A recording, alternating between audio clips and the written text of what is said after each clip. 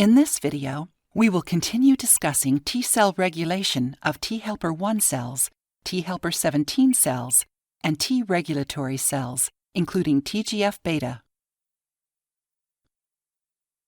Remember, TGF-Beta is an inflammatory marker commonly elevated in many healing situations, not just with mold toxicity. So it's not specific to mold illness, but it can help us understand the pathology behind mold illness. We discussed how TGF-Beta is the master regulator of fibrosis in Module 4, and that it is a necessary part of helping to protect various tissue and organs. Let's review the functions and benefits of TGF-Beta and the risk of having an excess. Benefits include acting as a chaperone for substrates needed in wound repair, stimulating the accumulation of collagen at the site of tissue damage, restoring tissue strength and integrity. This increased strength and integrity helps to protect the heart muscle from rupture. And it protects the epithelium lining at all of our mucosal and skin barriers. It is activated by reactive oxygen species.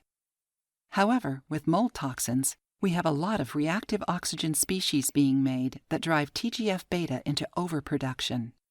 Now we are at risk of fibrosis and scarring.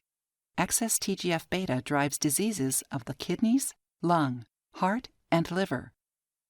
It also causes fibrocystic breast disease, uterine fibroids, scleroderma, and neurofibromatosis. Remember that TGF-Beta is produced by all 4 T-cell polarizations to help stimulate tissue repair and to help self-regulate the inflammatory response. Mold exposure will cause a lot of inflammation and tissue damage, which stimulates TGF-Beta to go very high, sometimes into the 20 to 30,000 range, causing a T regulatory cell polarization. It will try to suppress TH17 cells. However, the immune system goes awry, and TGF-Beta will combine with the IL-6 released that will cause the TH17 cells to go forward, especially if there is also a vitamin A deficiency, initiating the autoimmune pathway. When TGF-Beta is high, greater than 3,000, or Dr. Shoemaker's upper level of 2380, then the feed forward towards a TH17 will be activated. The following factors are additive to the TH17 polarization, and you want to modulate these factors as well to modulate immune homeostasis. That with TH17, you also have inflammasome activation.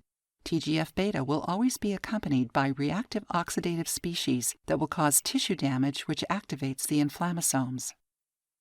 That the individual may be experiencing hypoxia, which drives TGF-Beta production and myeloid-derived suppressor cell formation. The presence of high oxidative stress, which drives the inflammatory response, which will also release TGF-Beta. Also keep in mind that an overexuberant tolerance drives tumor growth and fibrotic tissues. High TGF-Beta will deliver an anti-inflammatory signal to macrophages, preventing them from going into attack mode. Also consider that TGF-Beta inhibits the activation and functions of natural killer cells. In essence, high TGF-Beta will create an internal terrain ripe for tumor and cancer growth, fibrosis and scarring, and an ineffective pathogen killing by removing the general housekeeping chore of effective phagocytosis of the innate immune system that allows pathogens to proliferate.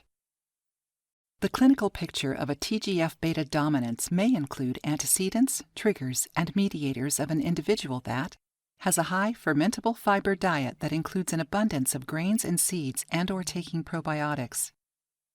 High stress and disrupted sleep patterns. Remember that this type of individual will have higher than normal cortisol levels that may induce T regulatory cell secretion. Cancers and tumors will co-opt T cells to promote tolerance so that their proliferation can go forward. TGF-Beta is the master regulator of fibrosis and scarring. This is the primary factor that initiates chronic kidney disease. Inflammation and oxidative stress will induce TGF-Beta to be secreted in order to control the inflammatory response. Mold illness is a highly inflammatory condition that is commonly associated with high TGF-Beta. These individuals will typically have complaints of food sensitivities, environmental allergies, and chemical sensitivity. High TGF-Beta will cause a loss of the tolerogenic mechanisms and the ability to kill pathogens in the gut, resulting in dysbiosis with SIBO and/or SIFO. Most conventional labs can measure TGF-Beta directly. However, other lab values are of use in trying to determine if your patient is TGF dominant. High eosinophils, low glutathione, high GGT, and low cysteine are indications that you may be dealing with a TGF-Beta dominance.